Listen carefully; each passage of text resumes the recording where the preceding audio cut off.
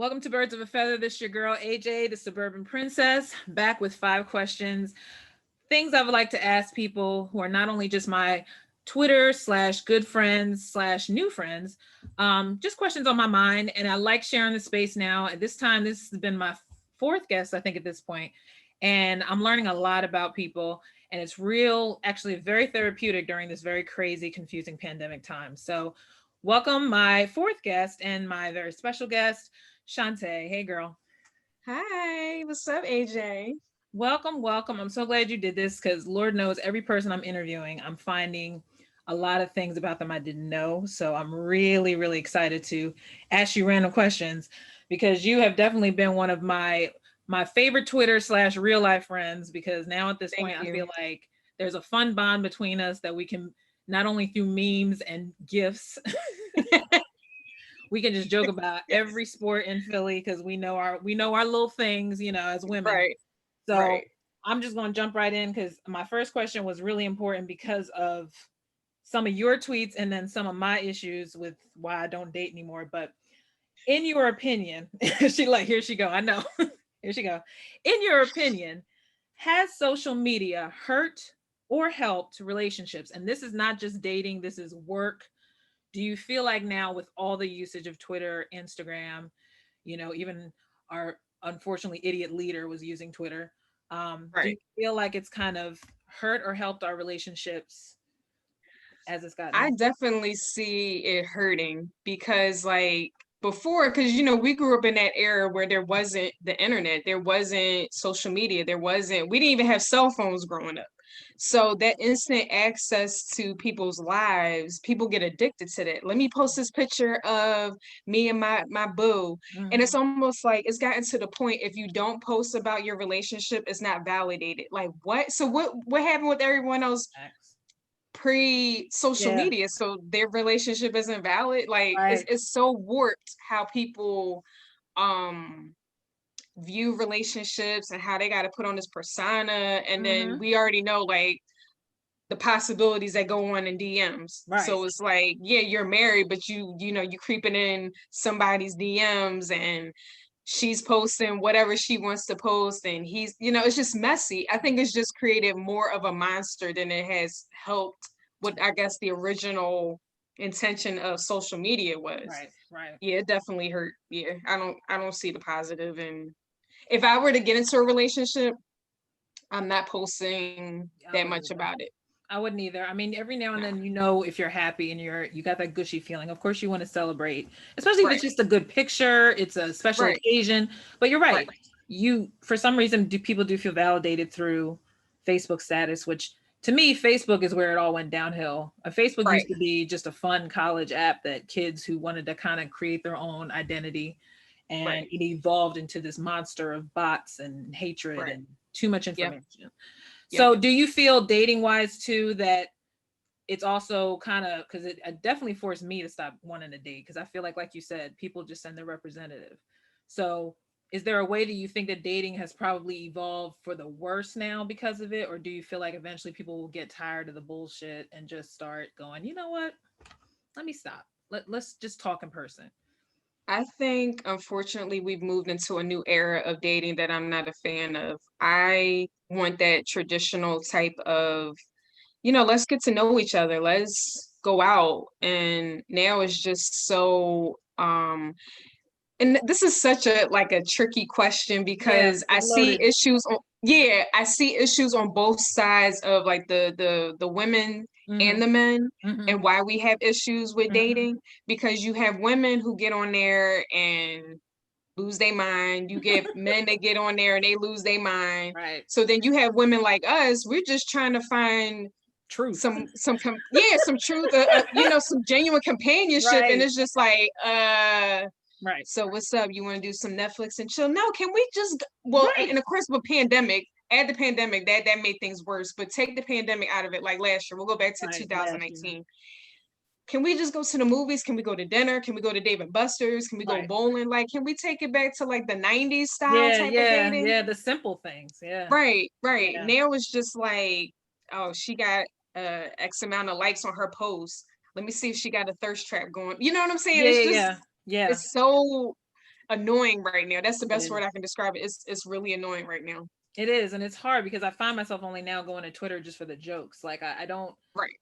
other than the occasional, if you get an athlete who hits you back, and not even DM, just like something stupid you said. Like Right. I had liked one of Lane Johnson from the Eagles, his podcast, and he Hmm. liked that I liked it because they're obviously doing that because they need the likes and the views, but Right. it's stuff like that that I'm cool with that. Like if you acknowledge me on that, but then when you start, like you said, getting to the thirst trap stuff, and I guess because I'm getting older, I'm seeing through it now because I know if this time was me in my early 20s, I'd be the one like, Right. I'd be Right. all up in it. Right. I would all be like, oh my gosh, does he like me? The whole thing. So now Right. I can look at it and just say, okay, you have a nice body, but now my mind goes, why are you doing it? Is it Right. is it Right. really you, or does someone like literally force you to feel like you have to do that? Because not every Right. girl cares about it. It's nice to look at, Right. but not every girl cares. Right. And so moving on. So since we're talking about the pandemic in 2020, do you feel like, especially you, because I know you're a single mom, so do you feel like 2020, I mean, obviously it drove us all crazy, but do you feel also too, now that it's winding down, what do you feel most proud of getting through 2020? Oh, that's a great question. Because it's something to think about, just because I figured let's not talk about the obvious bad stuff of 2020. Right. No. Great question, AJ. I think the most that I'm proud of was my level of um creativity that I was still able to have through the pandemic. Mm-hmm. I was able to put out two books this year. I finished writing one that'll I'll be starting next month, that'll come out early 2021. So and that was in the middle of being laid off from my job and having to transition to virtual learning for Levi, and still be able to have that level of creativity and also like develop more characters. I'm working on another story for next year. So it really kind of amped up my level of creativity, because it was really crazy. January of this year I was like, all right, I have a game plan of what I want to do as far as writing, but I'm not going to have time. I'm working full time. Mm-hmm. I think it was like a blessing in disguise when you, as terrible as 2020 has been and this pandemic has rocked everybody's sense of Yeah. normal. Yeah. um it really put things in perspective for me that I was really just working way too much. I wasn't doing self-care. Mhm. Um, it really made me reevaluate things that I was overlooking because I'm on autopilot all the time with Levi. Mhm. So it was like, let me take advantage of just not working. Like first I was mad, but I'm like, I'm still gonna get unemployment, but this is a time to really just sit your butt down Yeah. and get back into what you love to do, which is writing. Be Mm. more, even more present with Levi and support him. I mean, I'm always doing it anyway, but it just gave me a whole other time to kind of like not worry about work and Mhm. pushing 8 hours of workout.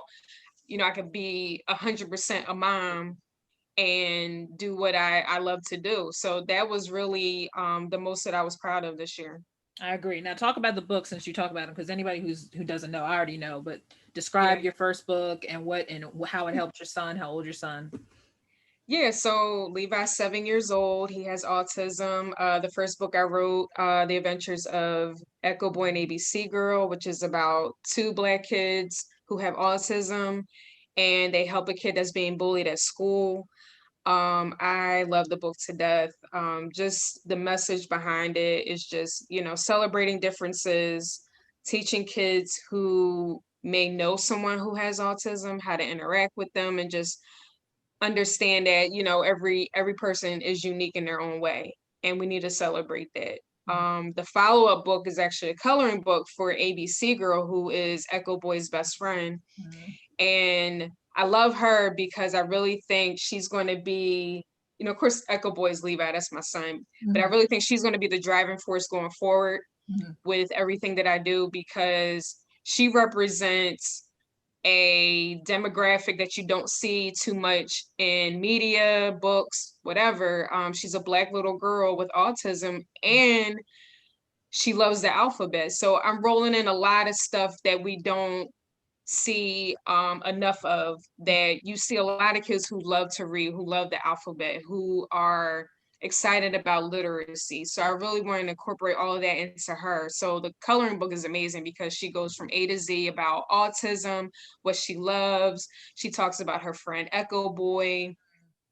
She gives some really great values for kids to learn, and I'm super proud of it. The next book that will be coming out next year will be just for Echo Boy, and this is to talk about any type of trauma that kids have faced. Is not going to be. I made it light enough so that they can read and they won't be re-traumatized. Gotcha. But just um, when you read it, the best way I can describe it, once you read the story, it feels like a big hug after you finish reading it. So I think that's important because kids have been through so much this year. We kind of neglected the kids Yeah. through this pandemic. Um, so I'm really excited about that. So Now, Echo yeah. Boy, explain why call the character Echo Boy, because I found that fascinating. Yeah, so my son has a speech disorder called echolalia, Okay. which is basically if you can think about like an echo. So anything that he hears, he can repeat it. He's actually pitch perfect. He Okay. can any sound that he can hear, he can repeat it like Wow. exactly. Okay. And it's gotten more defined as he's gotten older, which I think is amazing. Mhm. So when I was thinking of a superhero name, I'm like Echo, and I don't know, it just popped in my head. I was like Echo Boy. So Yeah. why don't we just go with that? So the illustrator that helped like really create the characters for me visually, he was like, I love that. He was like, where'd you get that from? I was like, well, my son has a speech disorder. Parents who have kids who have speech disorders or any other type of disorder that may deem them as different, Mhm. I wanted to turn that into a superpower so that kids don't feel like there's something wrong with me. Why do I have this? Mhm. I'm struggling with this. You know what I'm saying? So that was extremely important No, to that's kind of good showcase because I that. mean, as you know, and I've had this conversation with you before about how, especially in the Black community, I think a lot of the times we feel like any kind of weakness or what we deem as a weakness should be kept under wraps because we don't like to. I guess because we feel like as a people we've been so traumatized so long that God forbid we have any kind of ailment of any kind, mental, physical, that makes us feel less than because we already feel like the world has pushed us down. What do Right. you feel like the at this point, I think, especially after having a first Black president years ago, do you feel like we as a community need to work on getting over those hangups about, you know, how we can be better parents and not abandon kids? Because I feel like, especially with autistic children, it's a lot more cases, a lot more happy children, honestly, you know, come out of these relationships. Do you feel like the Black community could do a little more with trying to support that as opposed to being like, I don't know what to deal with, I don't know how to deal with it? What's your take? Abs- Absolutely. I also just been appointed as a board member for anti-bullying Mhm. nonprofit organization that is to better support families, with kids that are victims of bullying and kids who are bullies because you got to tackle both sides of the issue. Yep. Um, but the target group, of course, is the African American community because it's the demographic that's forgotten, especially the inner city, the lower income families, they're Yep. forgotten. And then they don't know what resources to go to get for help. And then you have cases of abuse going up Right. because parents are frustrated. Right. God knows what's going on right now Yeah. with with Everything with the down. pandemic, Right. where school was an outlet for a lot of these kids, and now they're home with their um parents who are stressed out because money's not coming in, or Yeah. resources aren't there, and it breaks my heart, you know what I'm Yeah. saying? But this is where I went on a rant on Twitter. I want to say like sometime over the summer, where I was saying, we complain about all of these problems, but I don't see anybody physically trying to do anything. And it's not saying like you got to dump a whole bunch of money into Yeah. something, but just start within the community. That's where you got to start it. And yeah, the presidential election was important, but you got to also vote for these people that run your communities, that run your city, that run your state, because you have the wrong people in there. They're not going to look out for the lower income class African American community. They're not going to look out for the disability community. They're not going to, anybody that's not within their demographic, they're not going to look out for. So we're going to keep having those problems. You know what I'm saying? You're right. So that's why it's like, yeah, it's important to go out and vote for your mayor. It's important to go out to vote for your district attorney and the judges and whoever is the other Like I don't local, know what the other terms are, but local, the other people that run the local yeah. government, Mhm. you know what I'm saying? So Yeah, I feel the same way because I feel like that's what I paid attention to more this year when I voted. I actually even switched up some of my choices for the other positions because I thought, you know what, there's a lot of people who are trying to be pro climate change and everything. And Lord knows to me, it's more obvious that's going on now more than ever because, we were freaking what, almost 80 degrees or something a week ago in November. It's just weird. right, So I looked at that. I started to not do the whole like I'm gonna just go straight down thing. Like I actually took the time to research some people this year.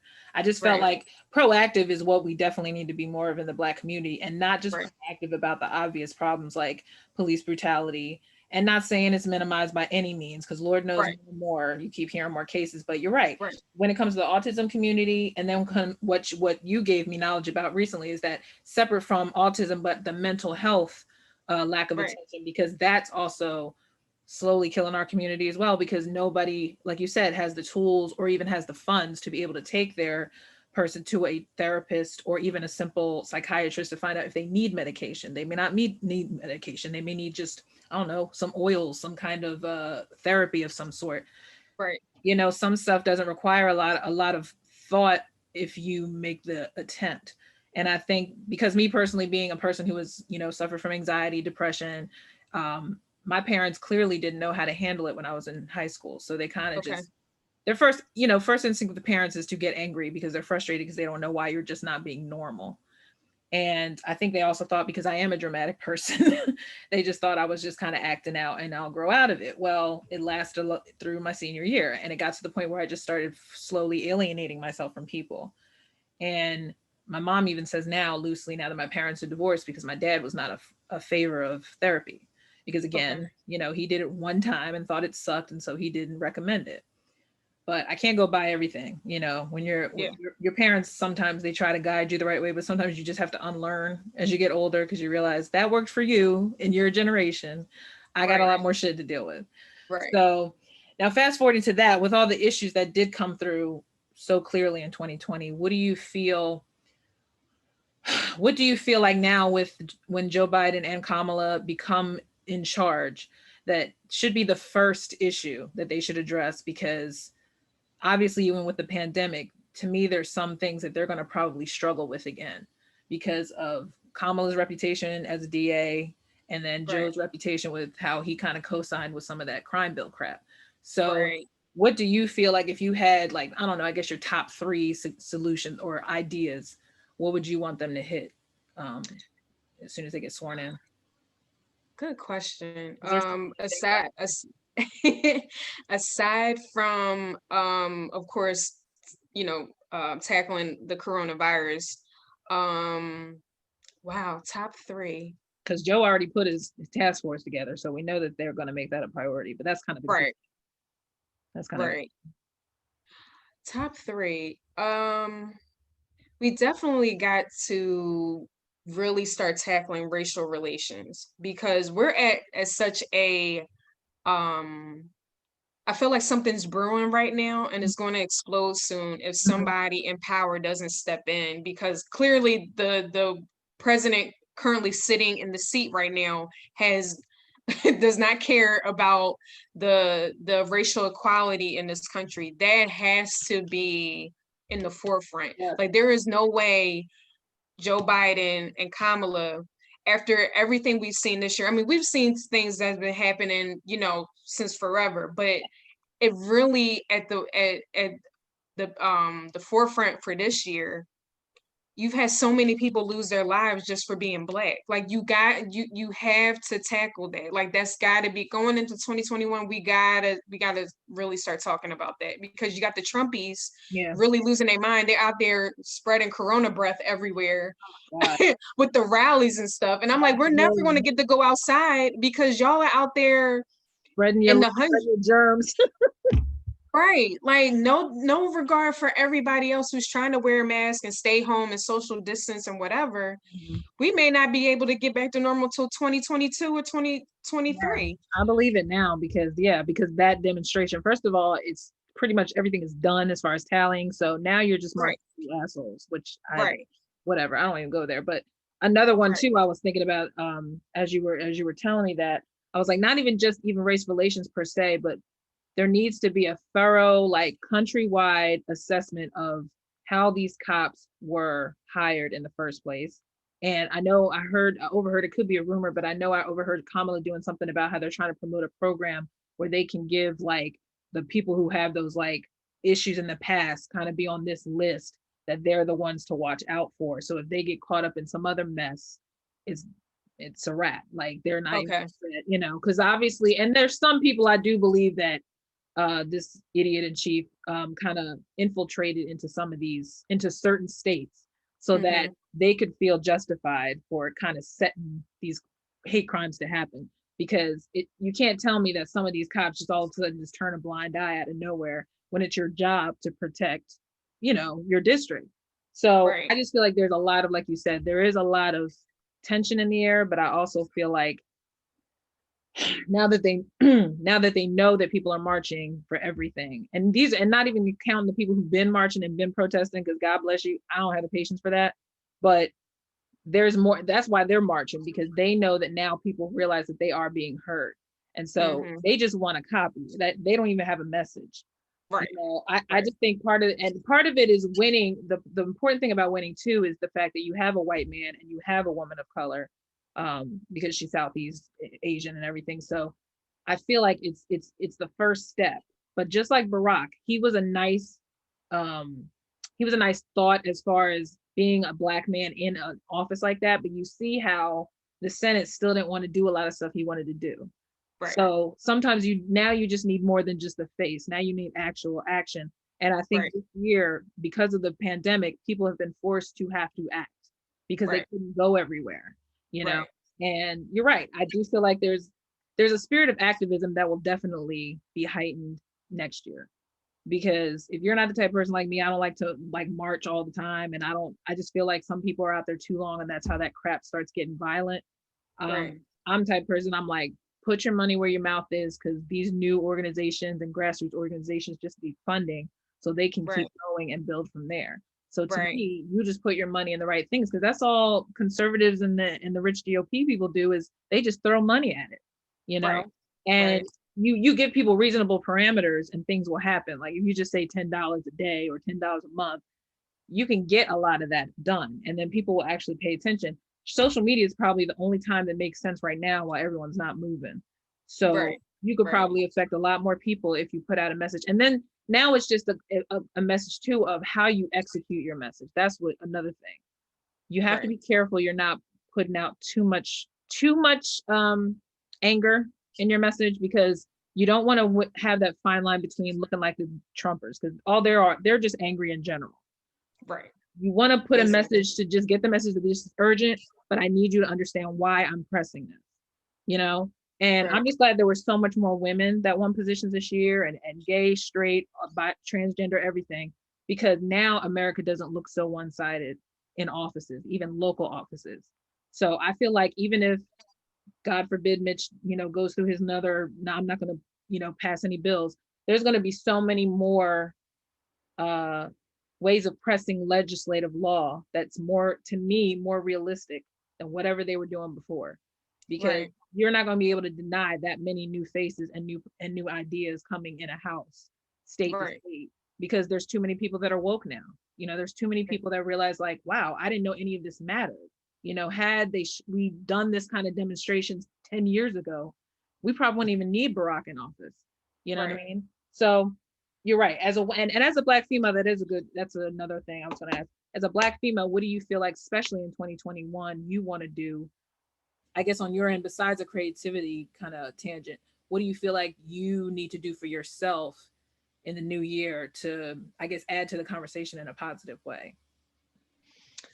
I think I want to broaden my horizons on being an activist. be more involved in the community. I really want to work towards, which is my ultimate goal of having a nonprofit organization, which the foundation of that is to provide quality resources for the Black community, for their kids who have autism, but also just to help families in general. You know, they don't have access to food, or they don't have access to things that we take for granted. Mhm. And it just goes back to what I was saying earlier, like, you know, I appreciate the Black Lives Matter movement and what we're doing to bring attention to police brutality, but we got to start with the youth. Yeah. Like, that's the future generation that's going to really be hit with the repercussions of what we're doing now. So if we don't instill in them how to, you know, for the white kids, how to be allies for their Black friends, Black kids to love the color of your skin, be aware of your surroundings, and really educate yourself and build other kids up with you. You know what I'm saying? Like, Mhm. let that be a domino effect. But us as the adults, we've got to lead that example for them. If we're just out here, you know, first we're all united, and then slowly, it always seems to happen, we start like coming at each other's necks on social media. And then you see the younger kids looking at it like, well, mom and dad on here, you Right. know, going at it with Yeah. other people on social media. So what are we really supposed to be doing? So it's Right. like we got to set a better example for our kids. So as they're growing up, um, they just know the right path to take. And that's really how change is going to happen. Like, we can come at, like you said, like, I mean, we can come at the government all day long, but that's such a huge giant to kind of conquer. Mhm. We got to take those little chunks along the way. Like when we be watching the Eagles, like, you know, Carson wants to throw the Hail Mary all the way down the end zone, but all you got to do is hand it off and get those couple yards to get the first down. So that's really like That's a great how, segue. I love it. I love it. You need to make a show now. Now you know.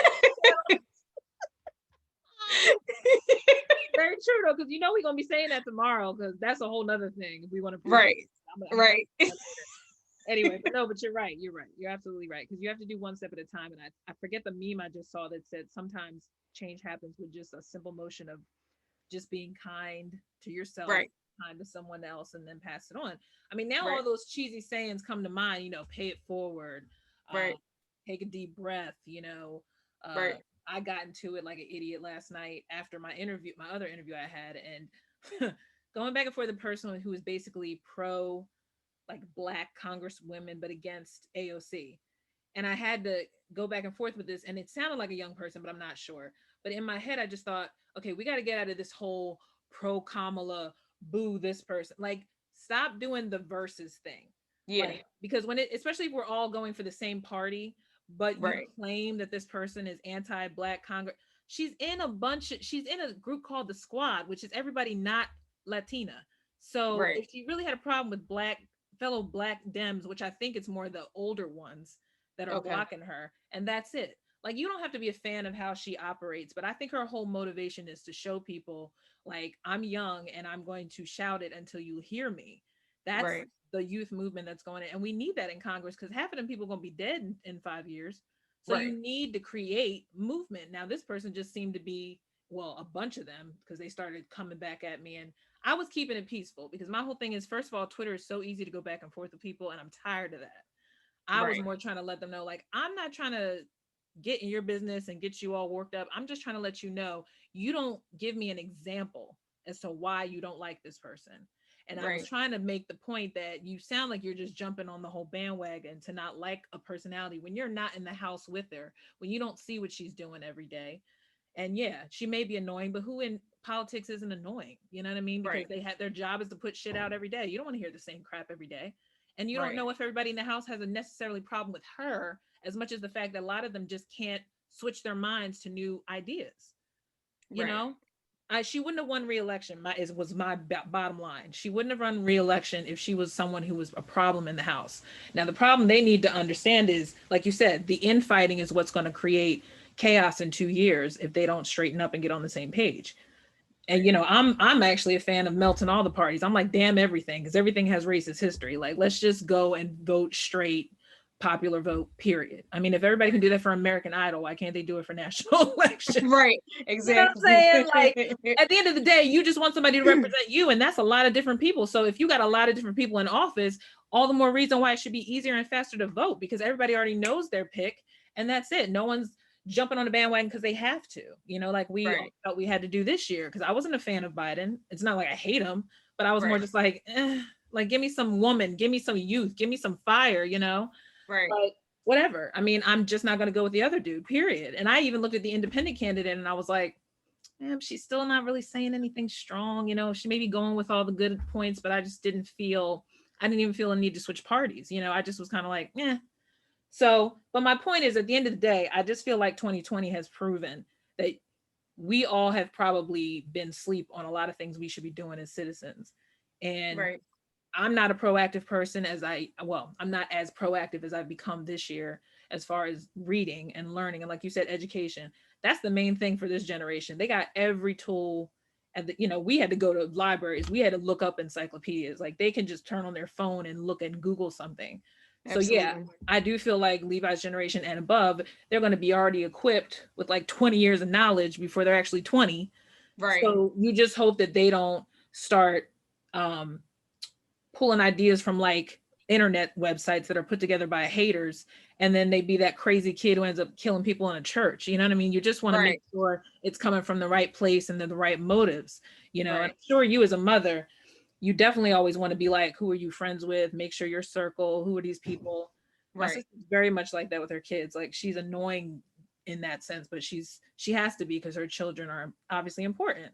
right, And you just absolutely. want to I just feel like that's what's missing too, is a lot of proactive people, and not even just proactive in the sense of just marching, but like proactive in like you said, what are you going to do? Because Right. it's not helping just talking about it and watching IG lives all day. you know Now, speaking of sports, since you brought that up, because that'll be my last one, is that, whoo, girl. Okay, so I know I'm going to do my pod later, if not before the game tomorrow, but I'm part of me doesn't expect anything different from this Giants game from the last, but they have Dallas back, and they have Yes, what, Miles back, and they have, Miles. yeah, and I just everything. Only thing is, I'm still sad about Brandon Brooks not coming back, but I kind of knew they weren't gonna. Even if he was ready, they probably wouldn't let him. They're probably too scared. But I Right, just feel like they have no excuse to have a slow start tomorrow. You right, know, because I feel like you got all your horses back for the most part. I'm right. still salty about JP taking Maylada because he was getting more comfortable. Yeah, he was. He was doing great at left He tackle. was doing fine. And I Yeah. feel like, do you feel like the continuity has been ruined only because they've been switching so many people due to the injuries this season? Yes. Yes. And what do you think? What do you not like about Doug this year? Because I know Doug is really getting on my nerves this year too, and it's probably for the same reasons when they first hired him. But I was trying to give him the benefit of the doubt after they won the Super Bowl, but I feel like he's doing the same stuff too. This is my thing. He needs an offensive coordinator. That whole committee of the offense, that what other team has that? Everyone else has an OC. Like, Right. Doug, seriously, it's not that big of a deal. Clearly, it worked when we went to the Super Bowl. We need Mhm. another Frank Wright badly Yeah. because your play calling has been absolute garbage this year. Absolute garbage. Like, and it's not even fair to put it all on Carson Right. because a lot of it's got to go on Doug too. You know what I'm saying? Carson, I don't know what's going on with him mentally out there on the field, but it's like your depth perception Yeah. is all the way off. Yep. Like you have three receivers open and you're trying to hit the tight end who's double covered and then it's a pick and I'm like, Well, that he started off that was it the Cowboys game or was it the Giants game? But that, what was it, the last game they played? And remember, he just totally threw all the way. Like, I was like, what were you doing with that? Like, he tackled. right. He's throwing. Nobody's on that side, and I'm thinking to myself, yo, do you need LASIK? Like, you're getting worse. And I feel like, I hate to say it, but every time I go back on the Super Bowl DVD, there's a scene where they played. Who did they play? I think it was Denver. They were playing Denver or San Francisco, one of them, in the rain. And I remember Doug saying, he was like, this kid, he goes, he's the best. Let's just hope we don't mess him up. And in my head, I'm like, I was like, they Yeah. At the time it was like, oh yeah, that's funny. Now hindsight, we're like, oh he's admitting guilt. Like, I think y'all did. First of all, you know me, and I've been tweeting it, and I know everybody's trying to shut me down, but DiFilippo and Carson butted heads, but how good was Carson before he got injured? And that's been an article that's been circulating on Twitter a lot. There's an insider from the coaching staff that said the current QB coach is too buddy buddy with him. Right, He's his yes man. There's no one checking Carson anymore. That's why if you have someone that's on his ass, right, like he needs that. right. 2017, he was on his way to be the MVP that year. You can't have yes people coddling you and be like, "Oh, you're doing a great job." No, you are absolute garbage this year. I know, and I love Carson. Listen, We and you do. probably see me on social media. Like, I will die on that hill for Carson. I love him, but you got to call him out when he's Yeah. absolute garbage. Like, I couldn't even spare him for the last 3 weeks. I remember I was getting to the point where I was like, because I hated everybody, jumping as soon as he did something wrong. I was like, here y'all yeah, go. Y'all just wait for him to fail at some point.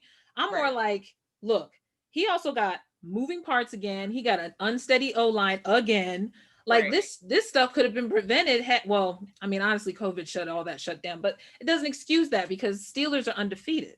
So you right, can't tell me it's affecting everybody. I don't care how many right. pieces you have or not. You either just don't have a good roster or, and I'm still going back to Howie too, because I'm still pissed. I hate Howie. Like I'm like, trade him. Mm-hmm. It's all money in the end. Like if you couldn't Right. afford to keep the people that probably kept your team moving, Yeah. capologist my ass. You haven't signed the right people or added to the right people. Like answer me the question why Alshon has more money, but you can't promote Zach. And Zach was Yeah. your number Right. one tight end 2 seasons ago.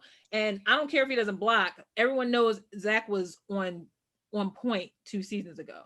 And Right. Yeah, he was. injuries happen, but let's just be real. You can be injured all you want, but at the end of the day, if you know how to catch a ball and you know where he's supposed to be all the time, like Fulgham is right now, Right. sky's the limit. Like you can get over an injury unless it's something obviously season ending. But the problem is there's so many moving parts this year that you can't really expect a win every week, because they make everything look so freaking hard. You know, Right. I understand the division knows who you are, but there's no reason why we should have lost to Washington the first week. You know, Dallas kind of shocked me because everyone had kept beefing them up, but every year they end up looking bad. So I don't even know why people were afraid of Dallas. And now with Right. no Dak, we gonna lose to a fourth string quarterback. Like really? So Right. the fact that they made that dude look good for a minute until they wised up. Right. He was out there looking like Patrick Mahomes. I'm like, oh no, Please, no, no, no, no. please. And then you're gonna let Daniel Jones run like a freaking marathon if he hadn't tripped over his own damn feet. Like, come on, Yeah. that was a gap issue. All you had to do was move over and just trip him before he took off. I mean, you let that Negro do that to I mean Negro. You let him do that him tomorrow. God forbid he take off more than 10 yards. I might turn my TV off. Like I'm be like, nope, y'all ain't pissing me off today. Because I ran out of wine. So I ain't got no wine to drink tomorrow unless my mom lets me use her Moscato. Because I stole from some of her last month and she was pissed. So I was like, I'm gonna buy you more. I'm gonna buy you more. I said, I'm just stressed. She goes, it's football. God.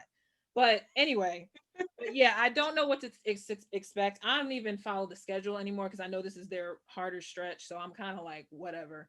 Yeah. The fourth quarter to me always determines whether they're going to win or not because they can do great for the first half and then come into the Mm-hmm. third and totally take their feet off the gas. Right. So the bottom line is, do you think they're going to make the playoffs?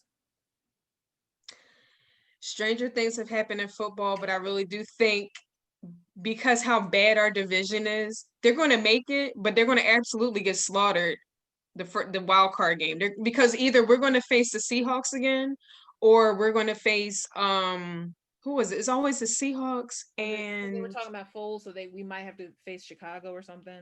oh god, Because if they yeah. do that, because God forbid if Foles is still playing, they're going to start that whole shit again. Ugh. They already I'm on. I'm I'm just I'm going to take a break from Twitter if that happens. I don't want to see that. I I don't don't want it want to. either because I feel like not only is it proving everybody wrong because Foles still hasn't done anything except for that one great game, Yeah. it's a dead topic. Like I don't And I know. love Nick. Like Nick is Me such a too. great person. I love him, but I just hated the toxicity that Yeah, surrounded that whole thing. They wanted to pit them two against each other. yeah. I don't want to hear. I don't want to see that no more. And And my take thing, this and take the statue down. Like we don't need that statue outside of the link anymore. Like we thank don't you. need that. I didn't like it at first to begin with. I thought it was just a joke. I didn't know it was going to Yeah. stay here. Like I thought, brother, Yeah. I thought it was funny because we were on that spotlight. But now I'm just like, all right, get rid of it. Like, Yeah. not here anymore. And it's not even Right. like a memorable pose or anything. It's not like I'd rather it had been like Foles maybe catching the one in the end zone, Right. maybe. But I Right. still don't even like the idea of statues. I'm just like, why? And we already have a statue of a fictional character. Like, let's quit with the freaking Right. statues and the idol worship. But anyway, so Right. yeah, tomorrow 1 o'clock. I'm fine with 1 o'clock games because I don't know about you. I hate waiting all day and then watch them play like shit. Yeah, So the late game. Yeah, they no. can't do no Sunday night games until they have a steady roster. Like I feel like Right. the NFL should do us a favor next year and be like, yeah, they're not going to do 8 o'clocks until they get themselves Right. like nobody Now wants. my only issue is, Alshon is supposed to be coming back. Now, if he takes away reps from Fulgham, I'm gonna have a fit. Now No, that I think we will all turn. are. I think we That's all going are. to make me not watch for the rest of the season because he's built a connection with Carson. Right.